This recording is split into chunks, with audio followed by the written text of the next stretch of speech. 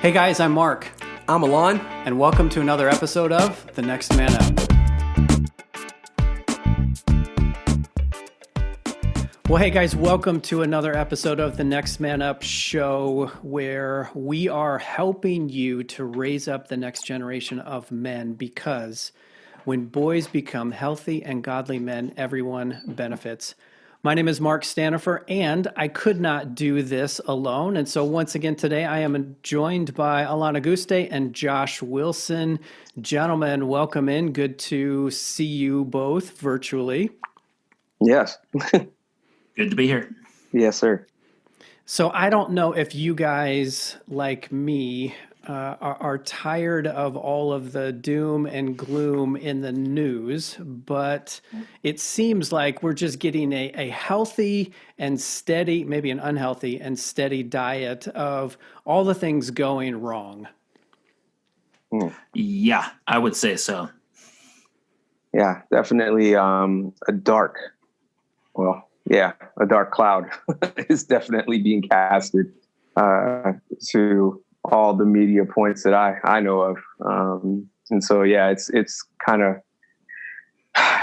getting redundant. Well, and obviously, this is, for those alive, this is unprecedented times. This stay-at-home season, COVID-19 season, it's unprecedented for us. We've never experienced like this, and it's a significant challenge for many, and clearly everybody has been impacted in one way or another. Yeah. But instead of focusing on the impact per se, or just continuing to beat the negative drum, I wonder if you guys have experienced any stories or encounters or things that are more on the positive or uplifting, or maybe on the humorous side, as you're out interacting with people and querying your circles virtually, and of course with an appropriate physical distance. What kind of good and positive things are you guys hearing in your travels? I think one of the things that's really been amazing to see is the amount of support that people are giving to the medical community. The standing ovation kind of stuff that's happening in New York and in Milan, and really across the world, has been really amazing. But I think I've been talking with some nurse friends of mine, and nursing is such a disregarded profession. Like they're kind of almost like the bottom rung of the healthcare community, but they do most of the work, and most of it is unsung. And what's really interesting is how that has shifted now, as people recognize the amount of work that nurses have been putting out over the years, but especially now. And I heard this great story of some nurses at Riverside Hospital here in Columbus, who've not only been praised for the amount of hours that they've spent helping people and taking care of people, but also that they've noticed how people have been reaching out to those who are normally ignored. And that's pretty fantastic. Yeah. I remember a pastor of mine back in Denver who shared about how neighbors taking care of neighbors can really shift the health of a community to the positive. And I think this is a great example of what that looks like. Yeah, no doubt. That's some cool stuff, man. That's really neat. For those who are nurses, doctors, first responders, I think I could speak for all of us. Just thank you if you're listening. Like, thank you so much for all that you're doing in these times. We all have to do our part, and you're definitely doing yours. And our hats are off to you. Agree. Seriously. Agree. Well said. What about you, Mark? What have you seen? On a more local level or individual family level, I've seen a couple people in my network, particularly dads, who are celebrating the first bike ride without training wheels for one of their kids. And I remember those days really well. For me, they happened in the evening or on the weekends when I was not away at work. And yet, because these dads are working from home now in this season, they're able to spare a few minutes and get outside and get their kids going on their bikes. And I just think, boy, I wonder if that would have happened had this season not taken place, or maybe it would have happened in the evening or the weekend, or maybe the kid would have just figured it out on their own. I don't know, but I'm celebrating with those dads because they were there for that cool moment in the development of their kids, and they won't ever forget. The kid won't ever forget. Like the memory has been made, and it will be there forever. So I enjoy seeing those stories and celebrating with those dads for the opportunity that they had available to them to participate in this milestone for their kids. That's neat. I like that. Yeah. It's definitely, there's good inside of like all this chaos as well. And I agree with you, Mark. Like, I think one of the good is the opportunities to do stuff like that. That maybe you might not have had if, it was a regular day, you were out of the home at the office or at the job or doing whatever. It's so cool to hear like a dad going, you know what, I'm going to do something with my son today, even in the midst of this. And what a cool moment and what a cool memory that will last, a lifetime. That's cool. Yeah, that's right. I think there's a lot of pressure to try to make the most of the situation. And sometimes it feels like it could be a little bit unhealthy. I heard like I saw a meme that like, you have no excuse for a dirty house at this point. I'm like, man, like that's the wrong place to be spending your time. There's some shaming going on there, right? Yeah, for sure. But at the same time, given the choice between deep cleaning your house right now and, I don't know, something like helping your son learn how to ride without training wheels, I'm going to err on the side of the training wheel removal process. Agreed. Yeah, totally. Agreed. Totally. Just a moment to be kind to yourself and to your family. Like, it's okay. It's not like someone's coming over anyway. Yeah, excellent perspective. On the topic of spending time with your family, I came across a really great story of really bored teenagers doing grocery runs for people who can't otherwise get out of the house. What? And oh wow, which I think is so cool. And I just what a fantastic opportunity for us as dads to demonstrate to our kids what it means to step up and take care of our neighbors. Yes. To say, oh, you're bored. Well, come with me. We're going to go hit the grocery store, and we're going to go like take care of some of our neighbors, like literally take care of our neighbors. And part of that process might be literally going and meeting our neighbors, which maybe we haven't done in a while. Yep. They're home now. They aren't going to be out. Right. You can actually go over there, knock on their door, take 3 steps backwards and be 6 feet away and get to know your neighbors. That might be a really great thing to be doing right now, not to add additional pressure of like, hey, you should be doing stuff. But, if you find that you're out of work or reduced work, or your hours are weird, or your kids are bored or whatever, that's a great way of just stepping into the gap as a dad, to demonstrate what it means to be involved in your community. Yep. Yeah. You're right on, Josh. Mm-hmm. Guys, I had a really cool call recently. So schools have gone virtual, of course, in this time.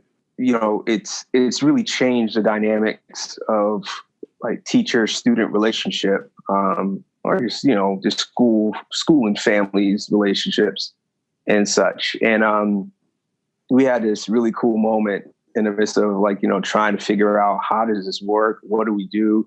How do we continue to educate students and help them like continue to move down the road successfully of life and such. And so there's this one student who I connect with. He's an 8th grader on a regular. I normally take him for walks and such during the day, or we go play some basketball or something, and we just talk life. And he's got this younger brother who is in the elementary side of the school. And we've been trying to contact his family for weeks and just to no avail. We just couldn't get a hold of him. And it's just getting concerning and such for him and his little brother. And finally, we got a hold of this family, and we were able to do a Skype call. And the younger sibling wanted to read a book to us, and so on Zoom, virtual meeting, me and there was a couple other teachers and some a counselor was on the call, and this little kid sat by his brother's side, the kid that I normally connect with, and he just read this book to us. And it was one of the coolest things. Like there's so many dynamics that were going on, I'm nosy. So I'm flipping to the gallery screen. I'm watching like tears fall down his teacher's face because he's reading, and that was something that, he wasn't really into when he was actually in the school building.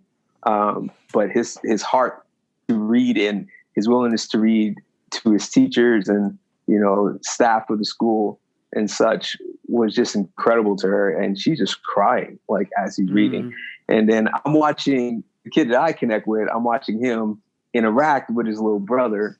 And like, he's like, no, the word is somebody. It's not so body. Like, it's somebody. You have to pronounce words right. Just watching him like interact with him, and they're giggling, they're laughing, and just clowning around his brothers. I was like, dude, what a sweet moment in the midst of chaos. What a good moment in the midst of chaos for both of them, and also for all of us that were on the call experiencing this, And, he got done reading his book. It was a book about riding bikes, a kid that learned how to ride a bike. Interesting that you said that before, Mark. But like he's like, so same time next week? Like, you here? Yeah, yep, absolutely. Yep. Next week we'll be here. Like, it's just really cool, man. And for me, that was a good story I wanted to share. That's cool. You guys and listeners know everything's gone virtual, right? So thankful for the technology that allows us to do that. But a friend of mine was telling me just the other day about a video call that he had with his granddaughter. I think she's like 2 or 2.5 or something. And he was saying that basically she was given the phone, and my friend spent the next 20 minutes with her in her world as she took him all over the place. They had tea together. They played dress up together. He said they hid out under her bed for a number of minutes and just checked things out under her bed. And he said that he was pretty well laughing the entire time just because it was such a delightful experience. And, there's an example of he would have been able to interact with her in person in doing some of those things, but not to see it from her vantage point, where it was almost like I'm getting this image of Woody or Andy carrying Woody around in Toy Story. And it's like my friend was like Woody, and he was going wherever his granddaughter was going, and they were just having a fantastic time. And he's like, I was able to see things from her perspective in a way that I would never have. And it was just so delightful. That's cool. To add another thing, like, I know it's not all like sunshines and rainbows, like in every house, and stuff. But I connected with a friend, and he was sharing how this time has, for him and his son, it brought about like a clash that turned into something beautiful. Yeah, I mean, come on, you stick people in a house together who normally don't hang out together, and the ugliness of the relationship is bound to rear its ugly head. And so, his son was doing some things that were getting on his nerves, and I'm sure from his son's spot, he didn't say, but I'm sure from his son's spot, like he was doing some things that were getting on his nerves. It goes both ways, right? Yeah, right. It goes, but it all culminated into this big argument. It started with something small, like taking out the trash or something like that. And he said that in the middle of the conversation, I'm trying to, because I asked him to share, but he asked that, you don't share specifics, but you share generality of the story. But he said that in the middle of the conversation, his son said something to the fact of like, well, it doesn't seem like you like me anyway. And it stopped him dead in his tracks. And he sat down with his son, and they had this really cool heart-to-heart moment over the next like hour or so. And some things were brought to the table from both sides, and this reconciling experience began to happen. Where he was like, I told my son that I was sorry, and that I do like him, I love him. And his son was expressing the same, and like they're in a spot right now because of this moment that they were forced to be in. They're at the spot right now where they are wanting to walk out. What does it look like to really like be loved by my dad? And what does it look like for me to really be loved by my son? How does this relationship work now? And it's a beautiful, like, I keep using the same phrase over and over, but what a beautiful mess that is right there. Yep. You know what I mean? And I'm not sure, at least from his words, not sure that would have happened had it not been for them being quarantined in their house with nothing else to do but face realities of their relationship. That's pretty remarkable. And I wonder if maybe the best use of our time during this COVID-19 crisis stuff is to really be focused on the relationships that are literally in the four walls of our homes. Mm-hmm. Yeah. And again, not like you said, Josh, not to put pressure on people, but the question has to be thrown out. What if, you know what I'm saying? What if I paid attention to my relationship with my spouse? What if I peeled back the covers of the relationship between me and my kids?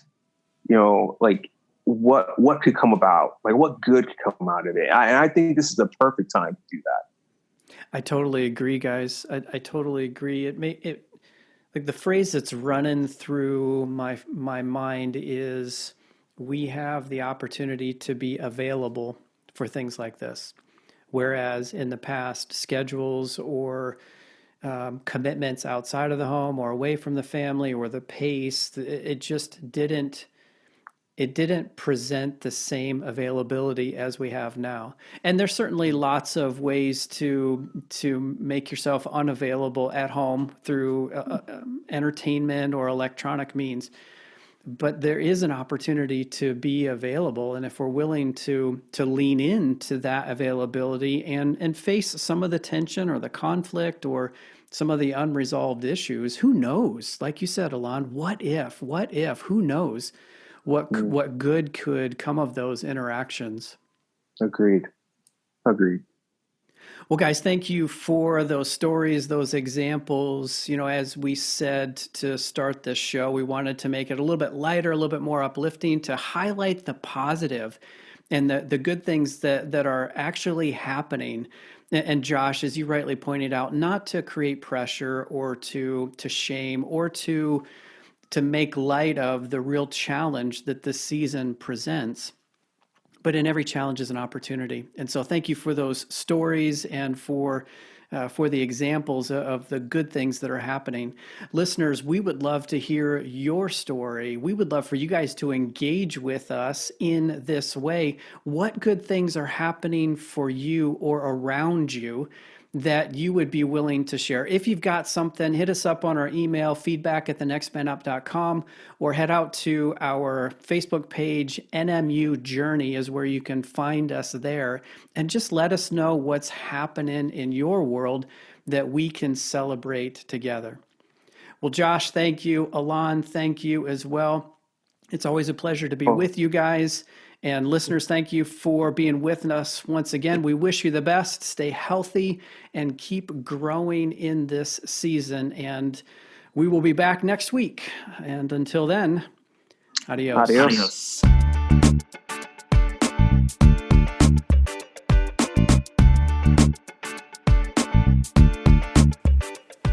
Hey, listeners, thanks for journeying with us on this Next Man Up podcast. We would love to hear from you. Maybe you have a question or an idea, perhaps a topic for us to consider. If that's you and you want to reach out to us, you can get us at feedback@thenextmanup.com. That's feedback@thenextmanup.com. Again, we'd love to hear from you. Until next time, we'll see you later.